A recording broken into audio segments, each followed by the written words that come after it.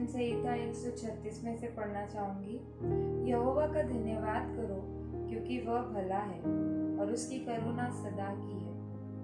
जो ईश्वरों का परमेश्वर है उसका धन्यवाद करो, उसकी करुणा सदा की है।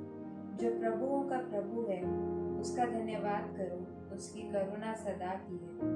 उसको छोड़कर कोई बड़े बड़े आश्चर्य कर्म नहीं करता, उसकी करुणा सदा की है। आमीन। आइए हम सब खड़े होते हैं और प्रभु की स्तुति और आराधना करते हैं।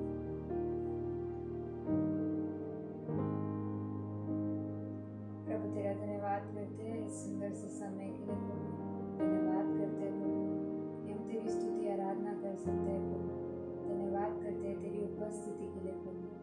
मांगते हैं प्रभु कि अब जैसे हम तेरी स्तुति आराधना करें तुझे सारा आदर, सारी महिमा, सारा गौरव मिले प्रभु, क्योंकि केवल तू उसके योग्य है प्रभु। तेरे नाम में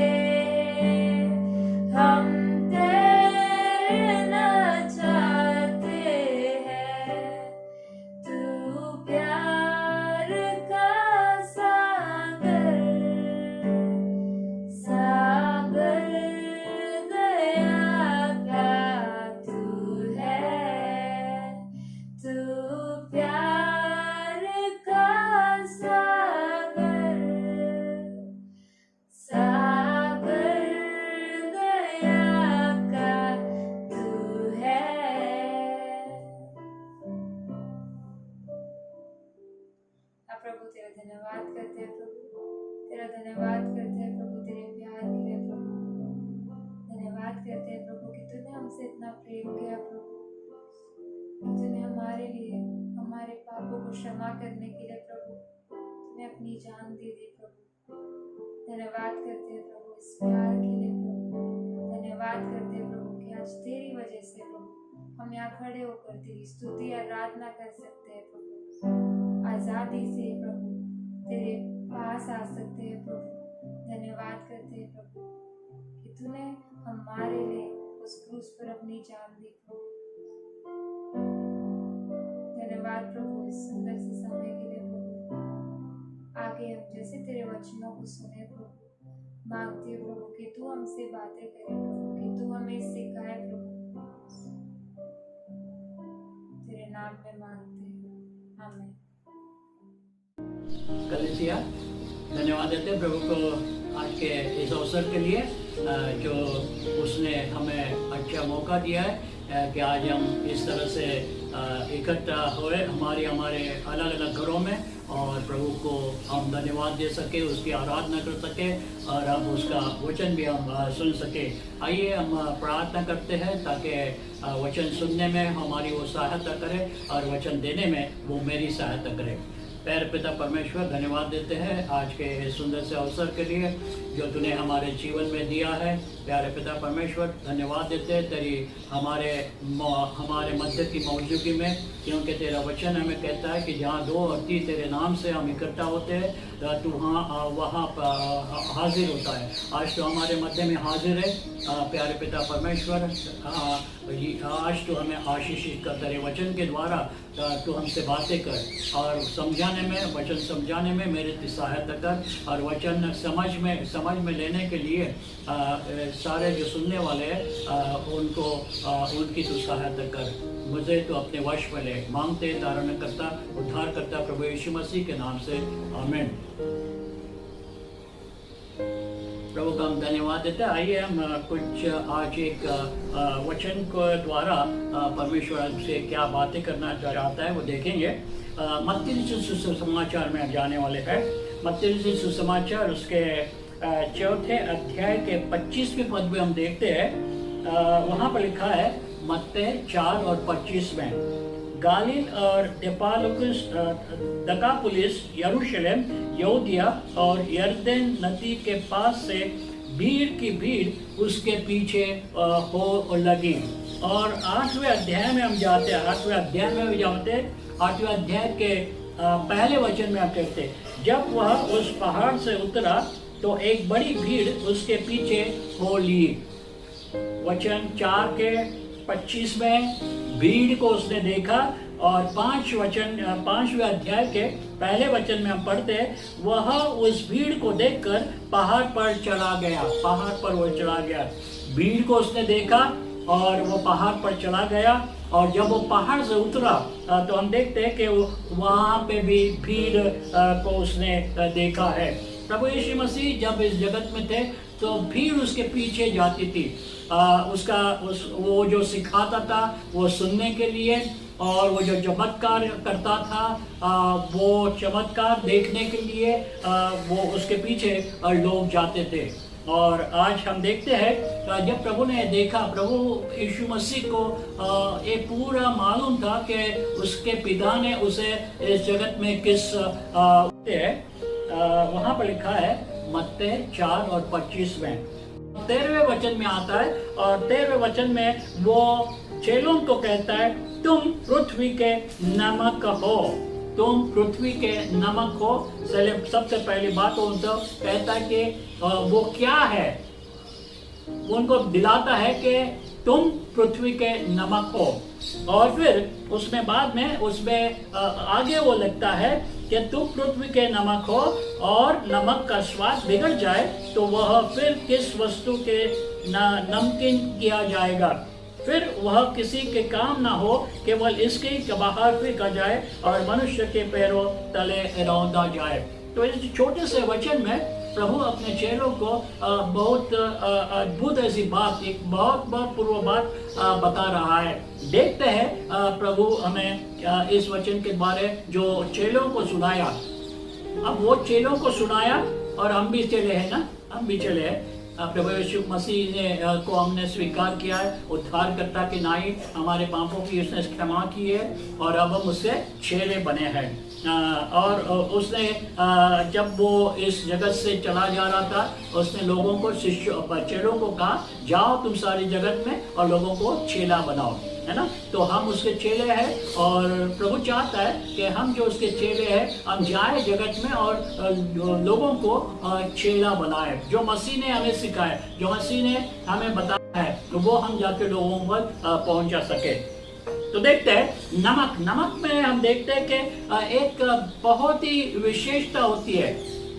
नमक जो है ना, नमक हर घर में हम पाते हैं। महल से लेके झोपड़ी तक हम जाएंगे तो वहाँ पे नमक हम पाते हैं, नमक वहाँ पे रहता है। और ये नमक जो है हम देखते हैं कि बहुत ही अलग होता है। जिस किसी चीज़ में वो डाला जाता है, उस चीज़ से वो अलग होता है। चावल में हम डालते हैं, चावल और नमक अलग होता है। दाल में हम डालते हैं, दाल अलग होती है, नमक अलग होता है ना। उसका अस्तित्व जो है वो जो दिखता है, वो जिस चीज में जाता है उससे वो अलग होता है।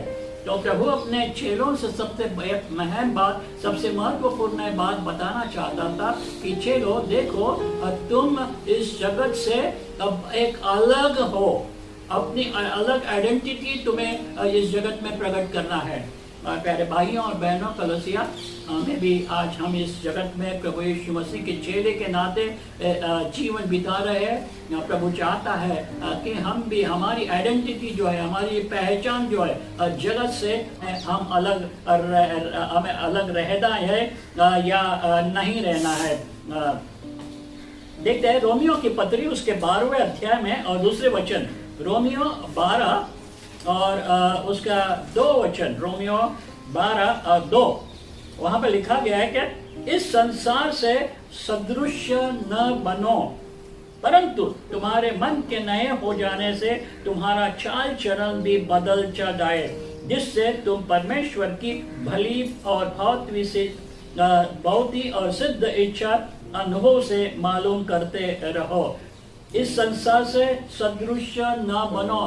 प्रभु हमें वार्निंग देता है, प्रभु हमें कहता है कि इस संसार में तो है हम, लेकिन इस संसार के हमें अपने आप को अलग से बताना है, अलग से हमें लोगों ने हमें जानना है। इस संसार से सदृश मत बनो, परंतु तुम्हारे मन के नए हो जाने से तुम्हारा चाल चलन भी बदला जाए। और 2 कुरिन्थियों की पत्री, और उसकी कुरिन्थियों के नाम दूसरी पत्री, उसके 6 अध्याय में और उसके 14वें वचन में क्या दिखता है।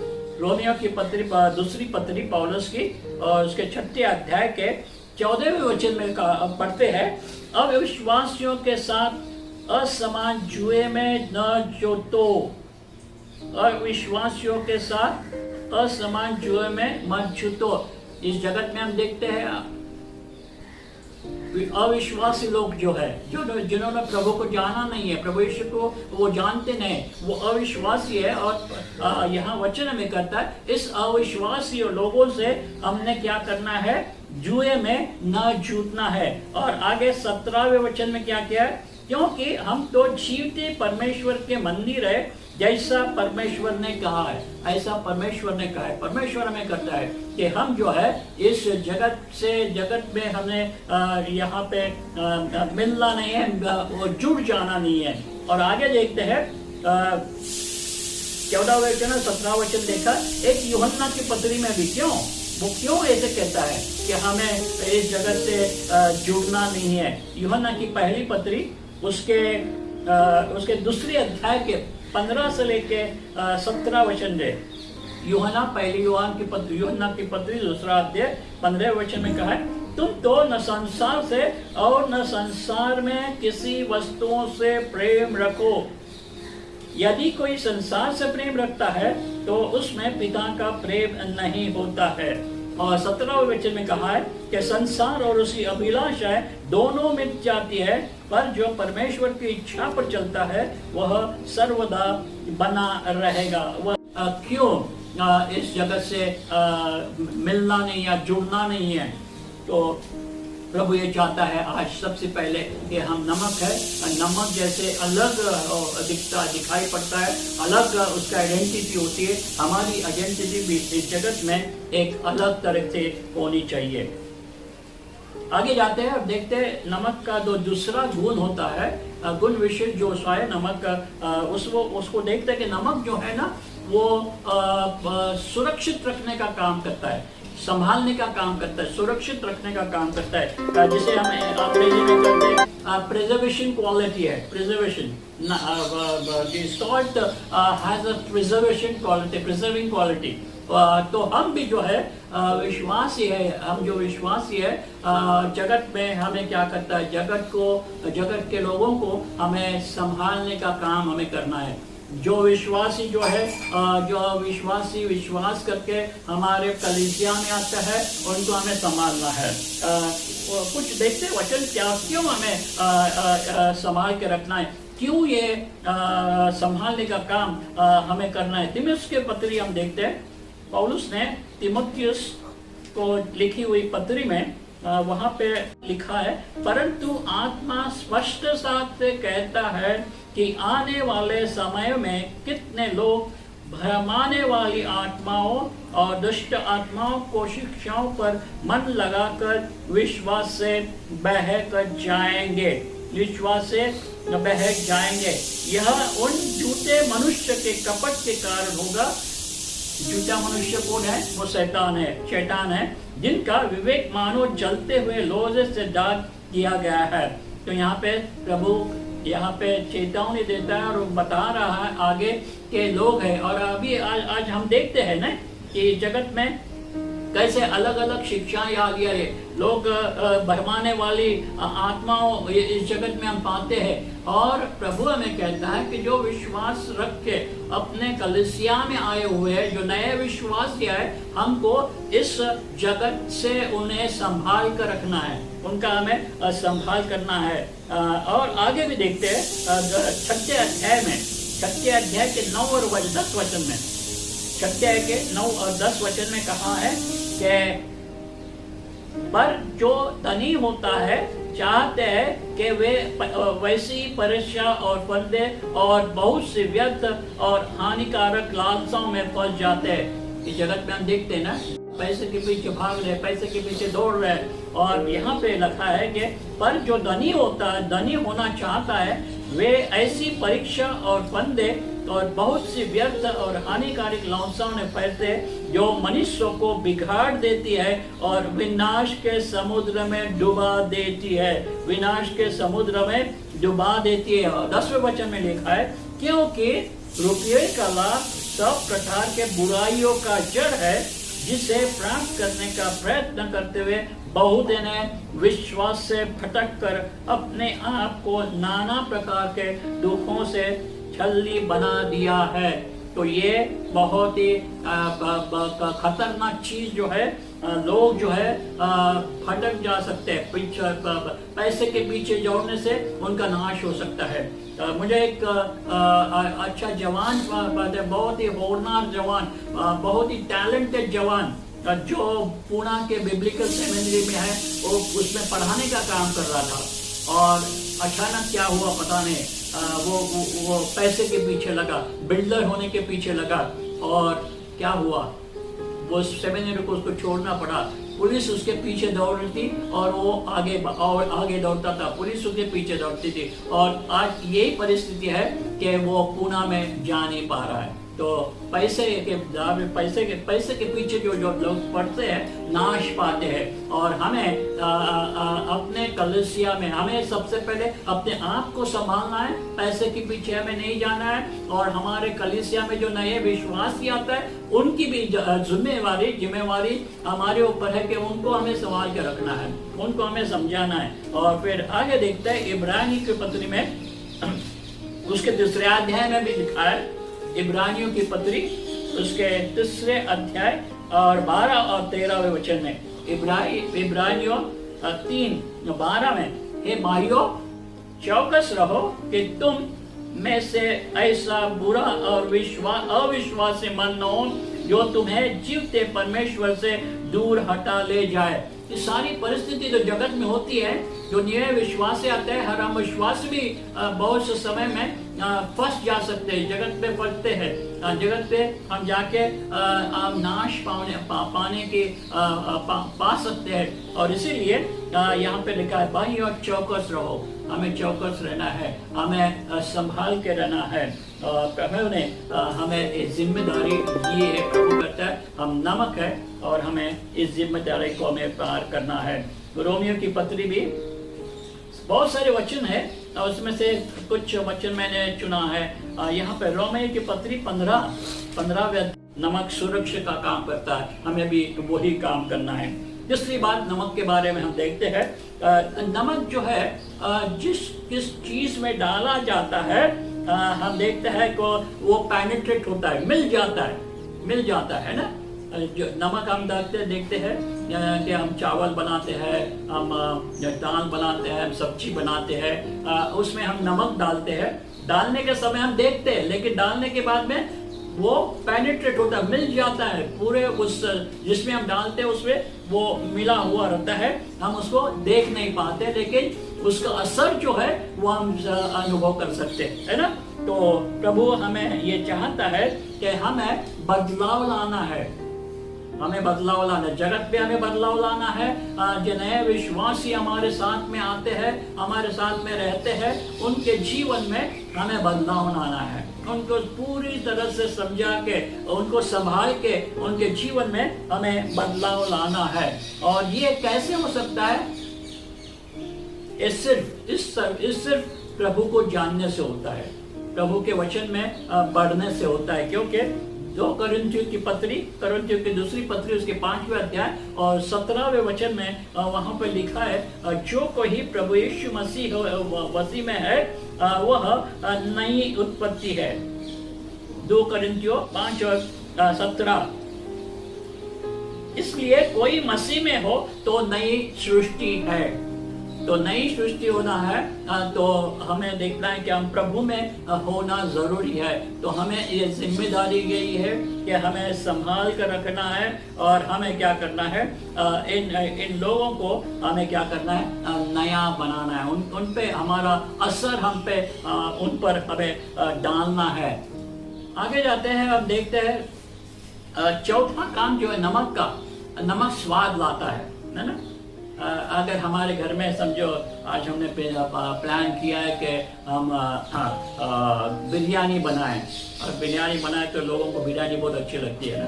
और बिरयानी बनाया बहुत अच्छा सुगंध आ रहा है, और फिर सुगंध आने के बाद में फिर वो बिरयानी पक गई है, परे एक आदमी आपके हाथ में आया, आपके सामने परोसा है और आप खाने लगते हैं तो उसमें नमक डालना भूल गए।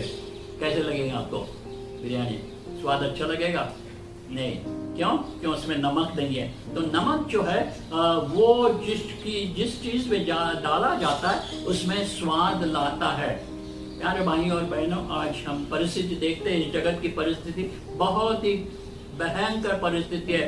लोग नाराज है, बहुत घबराए हुए हैं, लोग सोचते हैं अब आज है कल क्या होगा पता नहीं है, खाने को मिलेगा या नहीं है, नौकरी मिलेगी या नहीं है, बीमारी है, ये महामारी है जाएगी या नहीं है, और क्या होने वाला है।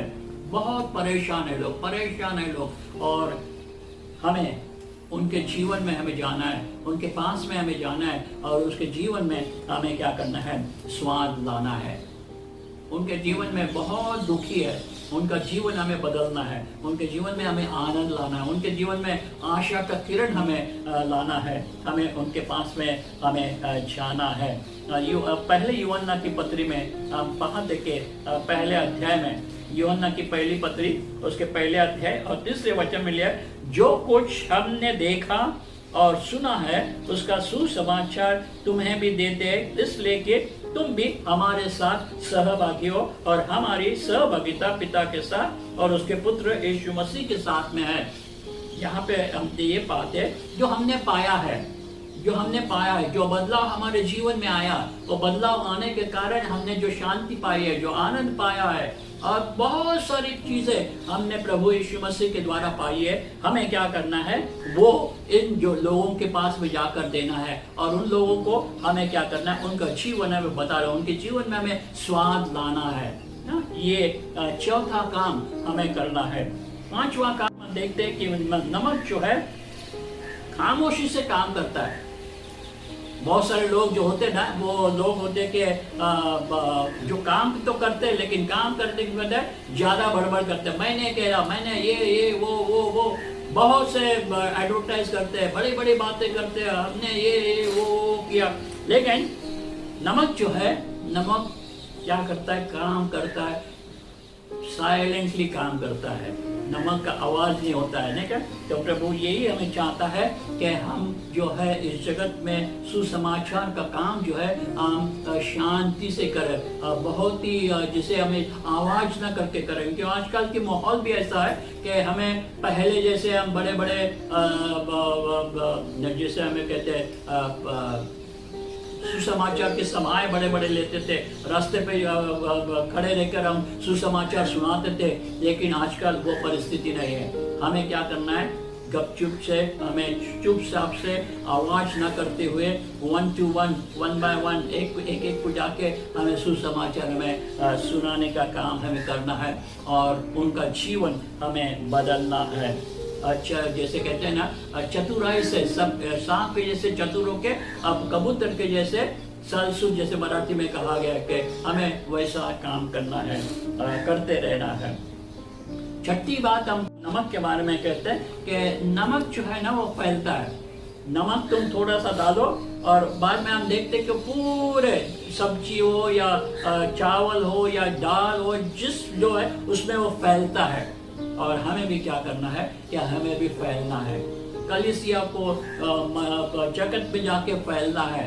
किसी ने ऐसे कहा है कि मैंने पढ़ते पढ़ते कहा था कि जो कलीसिया है ना वो नमक की फैक्ट्री है, और जगत जो है ना वो बाजार है। तो हमें क्या करना है, ये नमक हम जो फैक्ट्री में है, हमें गोडाउन करके रखना नहीं है, उसको हमें जगत में भेजना है। जो जगत मार्केटिंग प्लेस है वहाँ पे हमें जाना है, देखना है। तो हमें क्या करना है, हम कलीसिया, हम नमक है, हमें जगत में जाना है, जगत में जाके मिलना है, और जगत में जाके नमक का काम हमें बहुत चतुराई से हमें करना है। और भी एक नमक का गुण है, और आपको पता है कि जैसे नमक जो है ना, नमक जो है वो सस्ता है, सबसे सस्ता है, बहुत महंगा नहीं है। उसका काम बहुत अच्छा है लेकिन महंगा नहीं है। और हमारे प्रभु का सुसमाचार, हमारे प्रभु का सुसमाचार भी महंगा नहीं है, सस्ता है ना। किसी ने कहा ना, freely receive and freely give. प्रभु के पास में आने के लिए, सुसमाचार सुना ग्रहण करने के लिए, स्वीकार करने के लिए हमें कुछ देना नहीं पड़ता है ना। हम बस उसको स्वीकार करते, हम पापों की क्षमा पाते, शांति पाते, और प्रभु के राज में हमारा प्रवेश होता है।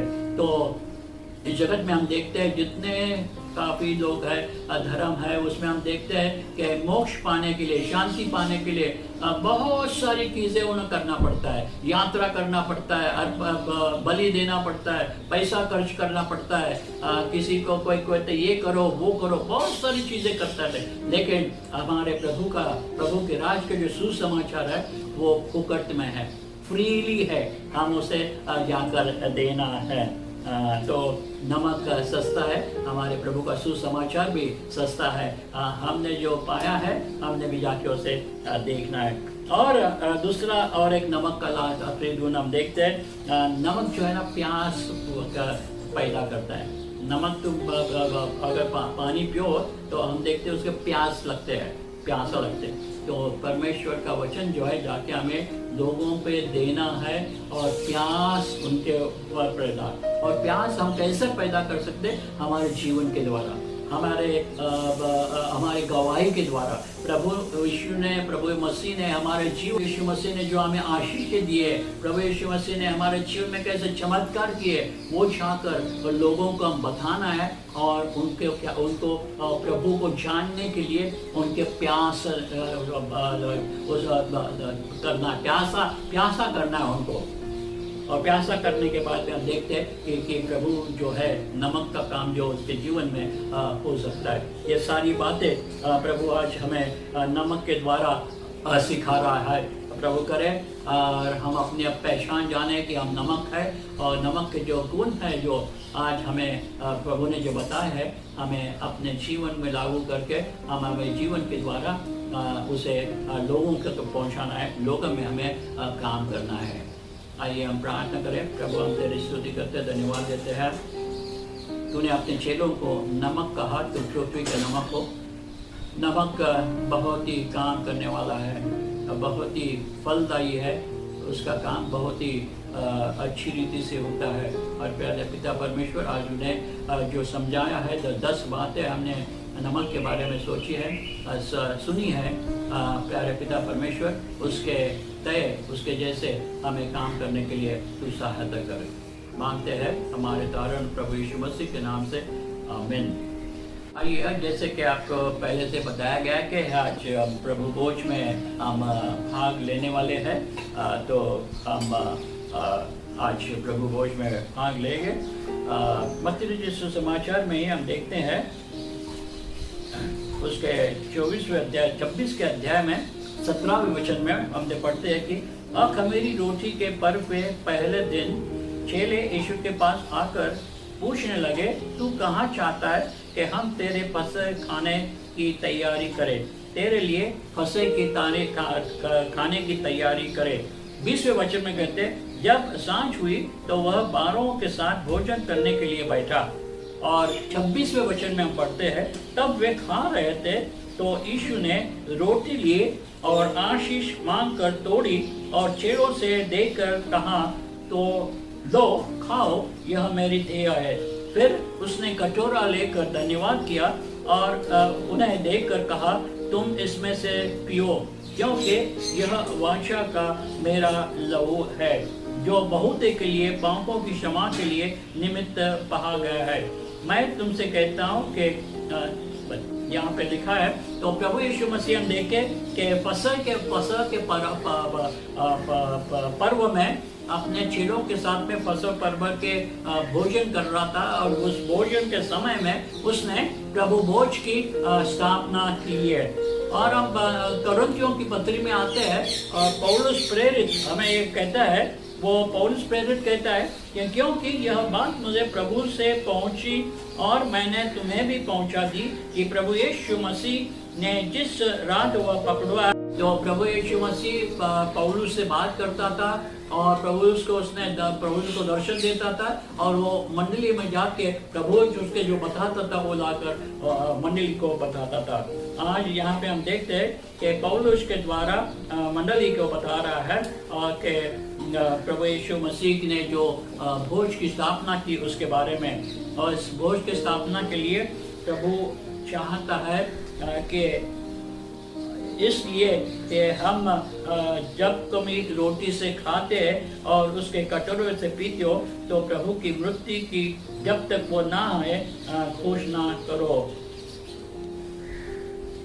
और 28वें वचन में लिखा है, इसलिए मनुष्य अपने आप को जांच ले और इस रीति से इस रोटी में से खाए और इस कटोरे में से पिए। अपने आप को पहले जांच हमें करना है, और जांच करने के बाद में ही हमें इस रोटी में से खाना है और इस कटोरे में से हमें पीना है। इसलिए हम 2 मिनट आंख बंद करेंगे और प्रार्थना करेंगे। प्रार्थना में उसके पवित्र आत्मा को कहेंगे कि तू हमें बता, अपने आप को जांच करे। अगर प्रभु हमें बताता है कि अगले सप्ताह में, अगले महीने में हमने कुछ गलतियाँ की, प्रभु का हमें दुखाया है, तो हमें इससे क्षमा मांगना है, माफ़ी मांगना है, और फिर हमें इस रोटी में से और इस कटोरे से हमें भाग लेना है।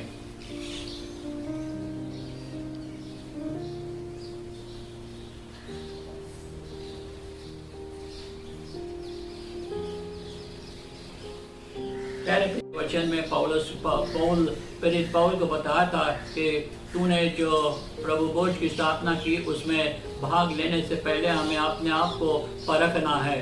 प्यारे पिता परमेश्वर, हमने परखा, अपने आप को परखा है, और हम में से जिन सबों को तूने बताया है उनकी गलतियां या वो उन्होंने कबूल कर माफ़ी मांग लिए, और आज हम तेरे इस प्रभु भोज में हम सहभागी हो रहे हैं।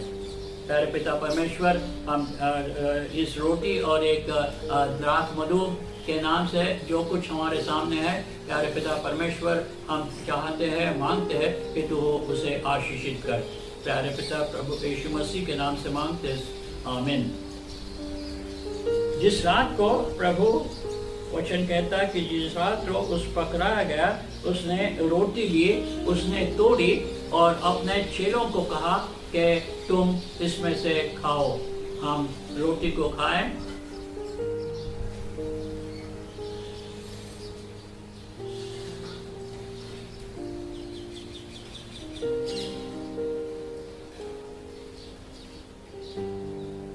इस रीति से उसने बिहारी के पीछे कटोरा भी लिया, और कटोरा लेके उसने अपने चेलों से कहा, यह कटोरा मेरे लहू में नई वाचा है।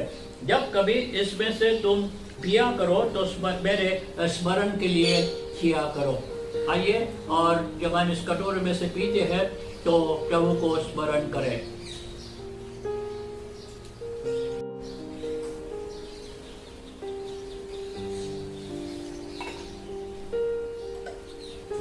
फिर से प्यारे भाइयों और बहनों, ये प्रभु भोज जो है वो याद दिलाने वाला प्रभु भोज है।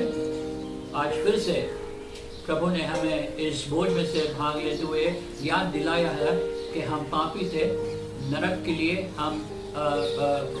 हमारे पर नरक के लिए छप्पा लगा था, लेकिन प्रभु यीशु मसीह के उस क्रूस पे जाने से वजह से, उसका स्वीकार करने से वजह से हमारे पापों की क्षमा हुई है, हमारा उद्धार हुआ है। ये हमें आज इस भोज में से भाग लेते हुए हमें फिर से याद दिलाया गया, और वो चाहता है कि हम उद्धार पाने के नाते, हमारे पापों की क्षमा होने के नाते हम फिर से उस पुराने जीवन में हम ना जाए, नया जीवन हम जीते। प्रभु चाहता है, जिसे वो कहता है कि विजयी जीवन जो है वो हम हर दिन हम विजय जीवन में आगे आगे बढ़ते जाए, क्योंकि ये प्रभु भोज हमें ये भी याद दिलाता है कि प्रभु यीशु मसीह जो हमारे मारा गया, गाड़ा गया, फिर से उठा, और आज उसके पिता के पास में हमारे लिए